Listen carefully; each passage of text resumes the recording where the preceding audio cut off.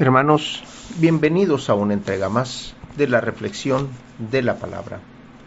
Hoy domingo 29 de octubre del año 2023, domingo 30 del tiempo ordinario. El color litúrgico es verde, las lecturas corresponden al ciclo A. La primera lectura la tomamos del libro de Éxodo, capítulo 22, versículos del 20 al 26.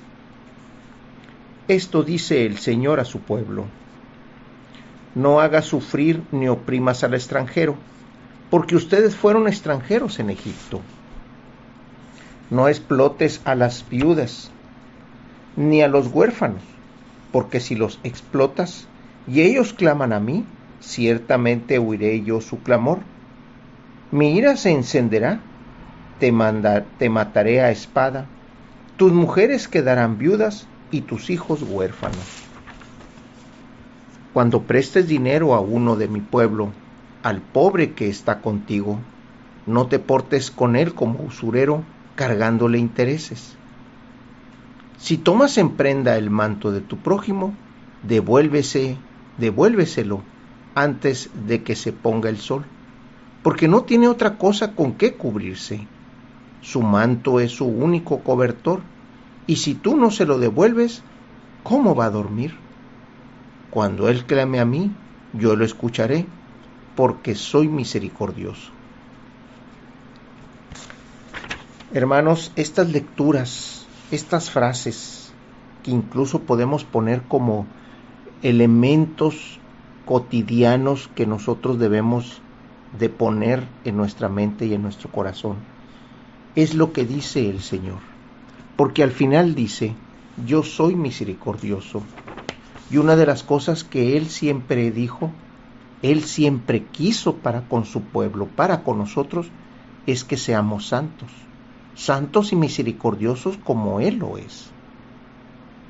Él aquí ya nos está diciendo: no explotes a las viudas ni a los extranjeros, ni a los huérfanos. No te aproveches de ellos, porque va a llegar el momento en que, por mi misericordia, tú también vas a quedar, tú vas a morir, y tus hijos y tus mujeres van a quedar huérfanos y viudas. Y es probable que sean tratadas como tú trataste a los huérfanos y a las viudas.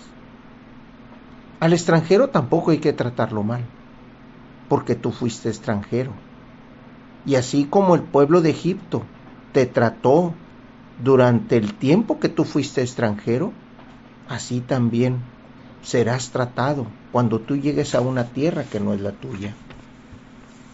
Habla también del dinero. El dinero que cuando nosotros lo prestamos o tenemos para prestar es porque es un dinero del cual no estamos sujetos del todo. Es un dinero del que podemos disponer. Por eso le dice: no cargues intereses, no te pongas como usurero. Ayuda a la gente de tu pueblo. Y por último habla de la prenda. Devuelve lo que es necesario al que lo necesita. Y habla del ejemplo del cobertor, el manto. El manto, que es lo que le da identidad a la gente, al pueblo. Pero también aquí la lectura nos dice: es lo único que tiene para cubrirse. Devuélvelo antes de que lo necesite. La segunda lectura la tomamos de la carta de Pablo a los tesalonicenses, de la primera carta, capítulo 1, versículos del 5 al 10. Bien saben cómo hemos actuado entre ustedes para su bien. Ustedes, por su parte, se hicieron imitadores nuestros y del Señor, pues en medio de muchas tribulaciones y con la alegría que da el Espíritu Santo, han aceptado la palabra en tal forma que han llegado a ser ejemplo para todos los creyentes de Macedonia y Acaya.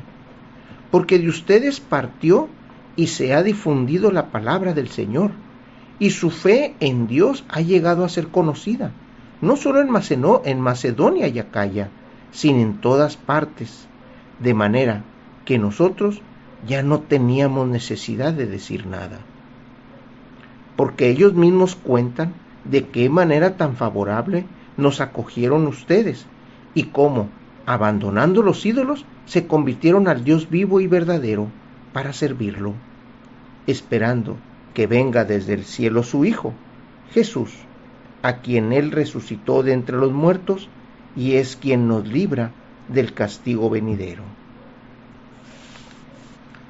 Pablo está dando las gracias al pueblo de Tesalonia. Le está dando las gracias porque al ser ejemplo de escucha, al ser ejemplo de acción, al ser ejemplo de evangelización, ellos, cuando fueron a evangelizar los otros pueblos, se dieron cuenta que ya eran evangelizados por estos discípulos, por estos que en el caminar y en el acoger se convirtieron en apóstoles. ¿De quiénes son? Los creyentes de Macedonia y Acaya.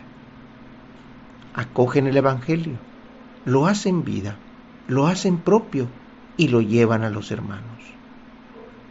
Eso es, hermanos, lo que necesitamos todos los días y en cada uno de nosotros. Es lo que necesita el pueblo de Dios. Acoger la palabra, hacerla suya, hacerla vida y con el ejemplo y con las acciones proclamarla y evangelizarla y llevarla a los demás. Del Evangelio lo tomamos del evangelista Mateo, capítulo 22, versículos del 34 al 40. Habiéndose enterado los fariseos de que Jesús había dejado callado a los saduceos, se acercaron a él. Uno de ellos, que era doctor de la ley, le preguntó para ponerlo a prueba: Maestro, ¿cuál es el mandamiento más grande de la ley? Jesús le respondió: Amarás al Señor, tu Dios, con todo tu corazón, con toda tu alma y con toda tu mente. Este es el más grande y el primero de los mandamientos. Y el segundo es semejante a este: amarás a tu prójimo como a ti mismo. En estos dos mandamientos se funda toda la ley y los profetas. Cuando escuchamos estas palabras de Jesús, en este buscar para que caiga, en este buscar para condenarlo, que eran lo que hacían estos saduceos, y aquí estamos viendo ahora a los fariseos, el Señor nos da la lección: amarás al Señor tu Dios. Y el segundo dice: amarás a tu prójimo como a ti mismo. Y es esto lo que vemos reflejado en la primera y en la segunda lectura. En la primera lectura dice: ama a tu prójimo, ayúdalo. Si tiene una necesidad, hazte solidario con él. Si tú tienes una manera de ayudarlo, ayúdalo. Eso es lo que nos está diciendo la primera lectura. La diferencia está en que nos están poniendo como reglas o como puntos a seguir.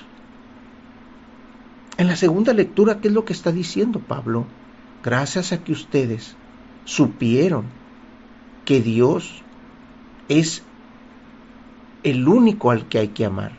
Y hay que amarlo con el corazón, con la mente, con el cuerpo, con todo el ser. Es cuando acogen la palabra de Pablo, que es la palabra de Jesús, y lo llevan a los hermanos. El amar al prójimo como a uno mismo. El amarse a uno mismo conforme el Evangelio. Y al amarse a uno como uno mismo es reflejar el amor de Dios. Y ese reflejo del amor de Dios se va a ver también reflejado en las acciones para con el hermano.